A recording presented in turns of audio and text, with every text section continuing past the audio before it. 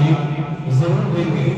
आइए हमारे कुछ मेहमान हैं और हमारे दोस्त मोहम्मद मुजफ्फर साहब हैं जो मोटिवेशनल स्पीकर हैं, जिन्हें मैं जौनपुर का संदीप महशरी कहता हूँ। और एजुकेशन फील्ड में जब वो मोटिवेट करते हैं तो जाहिर सी बात है उनका योगदान बहुत है और बहुत अच्छी पुस्तकों की तालीम के हवाले से रहती है। तो मैं उन्हें भी दावत देता हूँ कि आप माइक पर आए और एजुकेशन के हवाले से, तालीम के हवाले से आप अपने तासुरात का इजहार करें। माइक पर मोहम्मद मुजफ्फर साहब।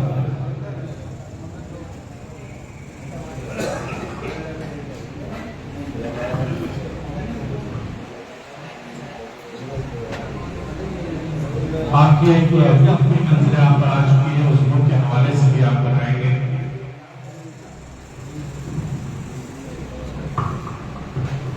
अस्सलाम वालेकुम।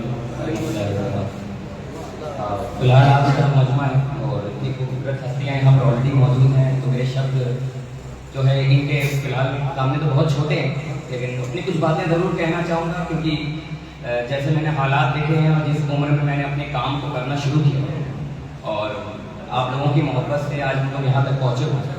और इल्म की बात करते हैं क्योंकि इल्म बहुत मायने रखता है, तो जब बात इल्म की हो रही है तो फिर बहुत मायने रखता है कि इल्म हमारे लिए कितना इम्पोर्टेंट है आज के ज़माने में, क्योंकि हम सबसे ज़्यादा अपनी नाकामी का जो ताज है वो एक्सक्यूजेस, यानी जब हम कोई काम नहीं कर पाते हैं तो उसको हम खुद को जिम्मेदार नहीं मानते। जिंदगी में अगर हम कामयाब नहीं हो पाते तो हम अपनी नाकामयाबी का जो ताज है ना वो किसी और के सर पे सजा देते हैं कि अगर हम कुछ नहीं कर पाते तो हम ये बोलते हैं कि इन चीज़ों की वजह से हम उन चीज़ों को हासिल नहीं कर पाते।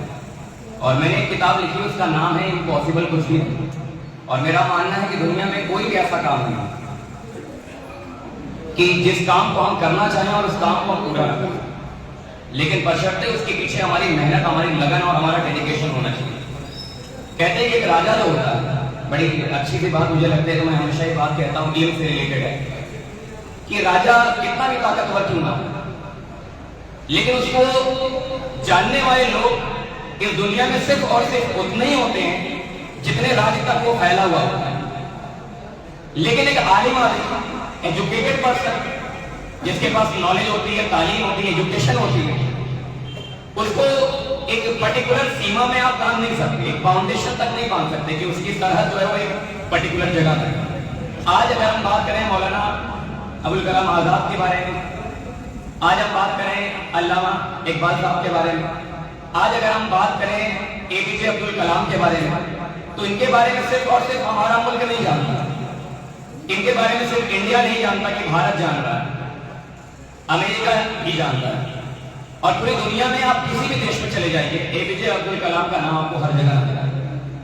यानी इल्म इतनी बड़ी ताकतवर चीज है कि जिसके पीछे भी जो है एक राजा भी हार मान जाता है।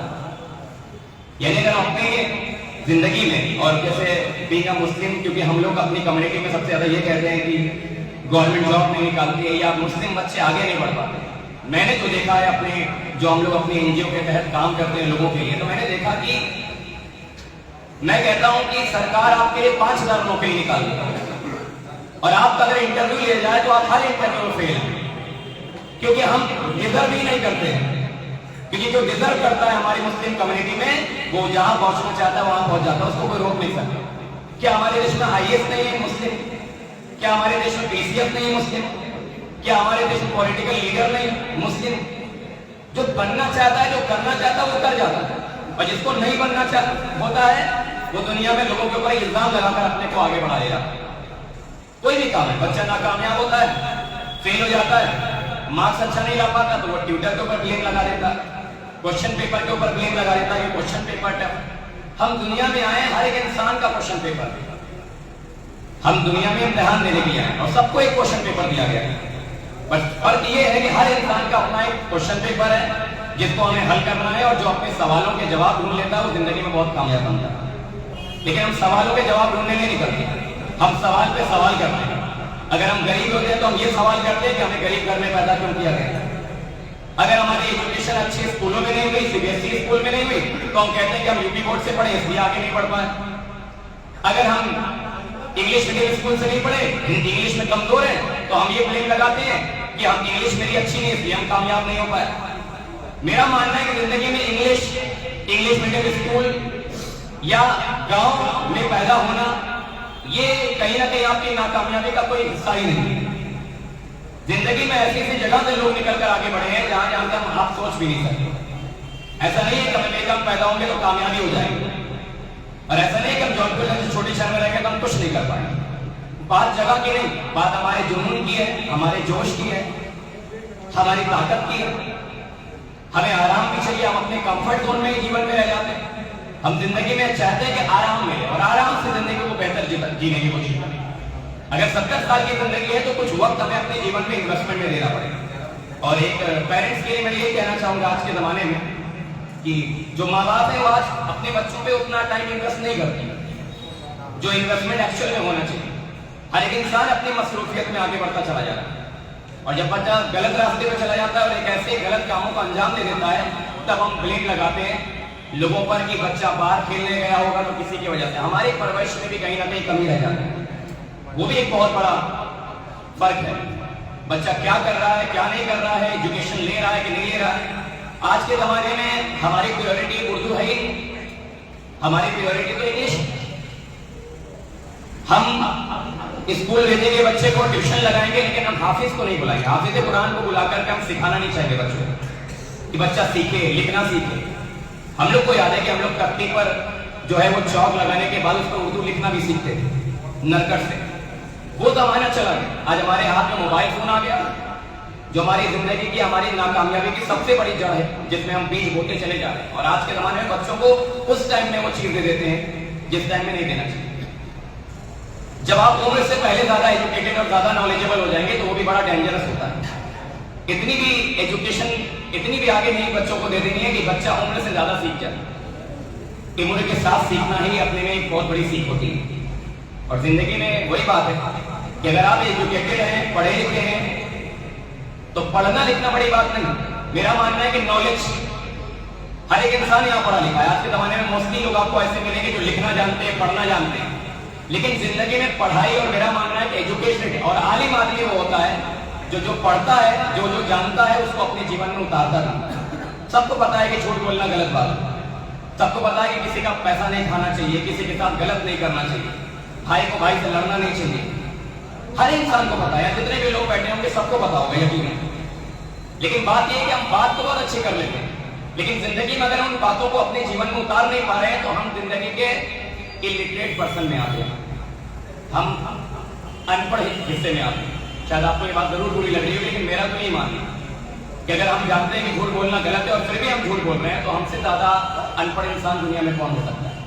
हमको पता है कि हमें किसी का माल नहीं खाना है, लेकिन हम खाकर बैठ गए।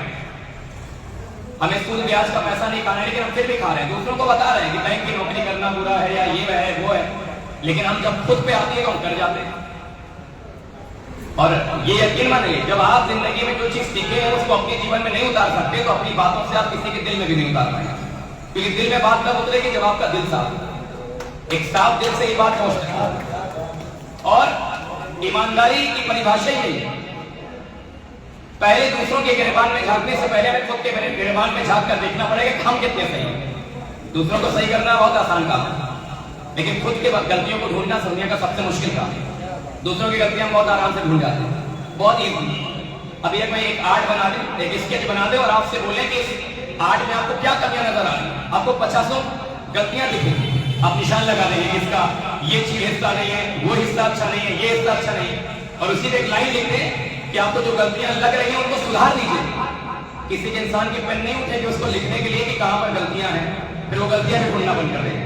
क्योंकि गलतियां ढूंढना आसान है, उसको सही करना दुनिया में बहुत मुश्किल काम है, और वो हम करना नहीं चाहते। तो जिंदगी में आगे बढ़ने के लिए तालीम हासिल करना बड़ी बात नहीं, उसको अपने जीवन में उतारना बहुत बड़ी बात है। जिसने जितना उतारा, हम कहते हैं 100 बातें मत याद रखिए, आप अपने जीवन में 5 अमल करिए, लेकिन उन 5 अमल को अपने जीवन में उतारिए इस तरीके से कि आप जो बात बोले वो सामने वाला डंके के चोट पे कहे कि इसने जो कहा था वो करके दिखाया। और अगर आप वो करके नहीं दिखा पाते तो दुनिया के सबसे झूठे और मक्कार इंसान, और ऐसे लोगों को फिर दुनिया सलाम नहीं करती। तो मेरा तो ये मानना है, और सारे भाइयों से बड़ी छोटी सी बात मैंने कहने के लिए थोड़ी ज़्यादा हो गई, और आप लोगों का बहुत बहुत शुक्रिया। और इल्म दीजिए, तालीम दीजिए, लोगों को सिखाइए, और जितना ज़्यादा, क्योंकि मैं जो बनाऊँ मेरे जेब में आपको बता दें यकीनन कि मेरे जेब में 1 रुपये भी नहीं, लेकिन मेरे जेब में एक चीज थी जिसका नाम एजुकेशन है। और एजुकेशन वो सब कुछ खरीद सकती है जो आप चाहते हैं। एजुकेशन से आप मोहब्बत बनाते हैं और मोहब्बत से दुनिया में सब कुछ खरीदा जाता है। आज नफरत की दुनिया फैलाई जा रही है, नफरत फैलाई जा रही है। उस नफरत के रायते को आप हटा करके वहां पर मोहब्बत के गुलाब के फूल बैठेंगे। यकीनन आप जिंदगी में वो खूबसूरती देखेंगे जो आप देखना चाहते हैं। तो बहुत बहुत शुक्रिया, थैंक यू सो मच आपका। और मुदम्मिल को